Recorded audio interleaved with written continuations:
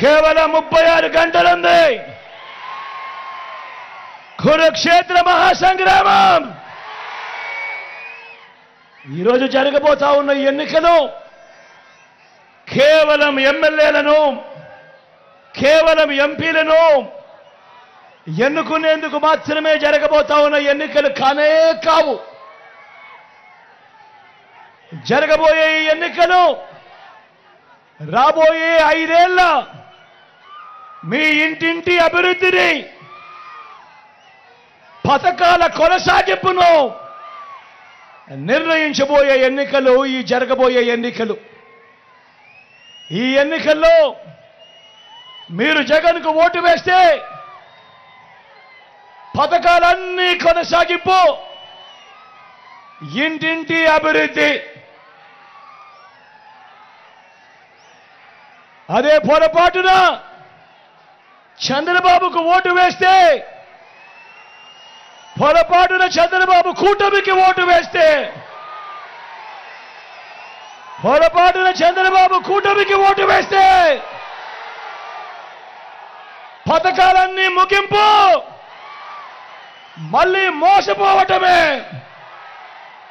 ప్రతి ఒక్కరూ కూడా గుర్తుపెట్టుకోమని కోరుతా ఉన్నా.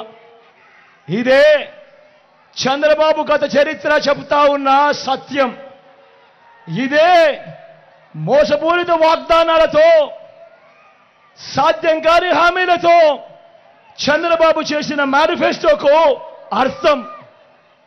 ప్రతి ఒక్కరూ కూడా గుర్తుపెట్టుకోమని కోరుతా ఉన్నా. చంద్రబాబును నమ్మటము అనంటే కొండ చిలువ నోట్లో తలబెట్టడమే అన్నది ప్రతి ఒక్కరూ కూడా గుర్తుపెట్టుకోమని కోరుతా ఉన్నా. ఈరోజు నేను మీ అందరికీ కూడా ఈ 59 నెలల కాలంలో మీ బిడ్డ గతంలో ఎప్పుడూ జరగని విధంగా, ఈ రాష్ట్రంలో ఎప్పుడూ చూడని విధంగా మీ బిడ్డ ఈ 59 నెలల కాలంలో మీ బిడ్డ ఏం చేశాడు, మీ బిడ్డ ఏమేం పథకాలు తీసుకొచ్చాడు, మీ బిడ్డ ఏమేం మార్పులు తీసుకొచ్చాడు అని మీ అందరితో కూడా పంచుకుంటాను. మిమ్మల్ని అందరినీ కూడా ఆలోచన చేయమని కోరుతా ఉన్నాడు మీ బిడ్డ. గతంలో ఎప్పుడూ జరగని విధంగా, రాష్ట్ర చరిత్రలో ఎప్పుడూ చూడని విధంగా మీ బిడ్డ మొట్టమొదటిసారిగా నా అక్క చెల్లెమ్మల గురించి పట్టించుకున్న పరిస్థితులు గతంలో లేవు. మొట్టమొదటిసారిగా మీ బిడ్డ గతంలో ఎప్పుడూ జరగని విధంగా నా అక్క చెల్లెమ్మల కుటుంబాల కొరకు వివిధ పథకాల ద్వారా మీ బిడ్డ ఏకంగా 130 సార్లు బటన్ నొక్కి ఏకంగా 2,70,000 కోట్ల రూపాయలు మీ బిడ్డ ఎటువంటి లజ్జాలు లేకుండా, ఎటువంటి వివక్ష లేకుండా నేరుగా మీ బిడ్డ బటన్ నొక్కడం, నా అక్క చెల్లెమ్మల కుటుంబాల ఖాతాలకు, నా అక్క చెల్లెమ్మల కుటుంబాల చేతికి నేరుగా వెళ్ళిపోవడం. నేను అడుగుతా ఉన్నాను, మీ బిడ్డ పాలనలో కాక గతంలో ఎప్పుడైనా కూడా ఈ మాదిరిగా బటన్లు నొక్కడము, ఈ మాదిరిగా నా అక్క చెల్లెమ్మల కుటుంబాల ఖాతాలకు నేరుగా వెళ్ళిపోవడము గతంలో ఎప్పుడైనా జరిగిందా అని అడుగుతా ఉన్నాడు మీ బిడ్డ. అన్న జరిగిందా? అక్క జరిగిందా? అన్న జరిగిందా? చెల్లెమ్మ జరిగిందా? అన్న గతంలో ఎప్పుడైనా జరిగిందా?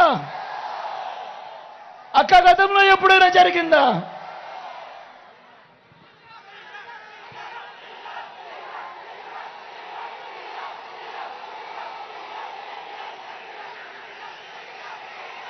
గతంలో ఎప్పుడూ జరగని విధంగా, గతంలో ఎప్పుడూ జరగని విధంగా మన రాష్ట్రంలో మొత్తం మీ బిడ్డ పాలన రాకముందు వరకు రాష్ట్రంలో మొత్తం 4 లక్షల ఉద్యోగాలుంటే, గవర్నమెంట్ ఉద్యోగాలు మీ బిడ్డ వచ్చిన ఈ 59 నెలల కాలంలోనే అక్షరాల ఇంతకు ముందు ఎప్పుడూ జరగని విధంగా, చూడని విధంగా మీ బిడ్డ మరో 2,31,000 ఉద్యోగాలు ఇచ్చాడు ఈ 59 నెలల కాలంలో. మన పిల్లలే మన పిల్లలే ఈరోజు గ్రామ సచివాలయాలలో ఏకంగా 1,35,000 మంది కనిపిస్తారు. నా చెల్లెమ్మలు, నా తమ్ముళ్ళు ఈరోజు గ్రామ సేవలో కనిపిస్తూ ఉన్నారు మొట్టమొదటిసారిగా.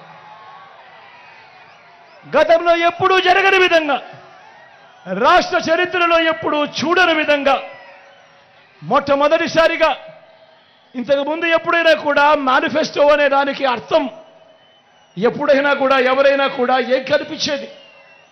ఎన్నికలప్పుడు మేనిఫెస్టో అని చెప్పి రంగురంగుల కాగితాలతో ఇచ్చేవాళ్ళు, రంగురంగుల అబద్ధాలు చెప్పేవాళ్ళు, పేదల ఆశలతో ఆడుకునేవారు, అబద్ధాలకు రెక్కలు కట్టేవాళ్ళు.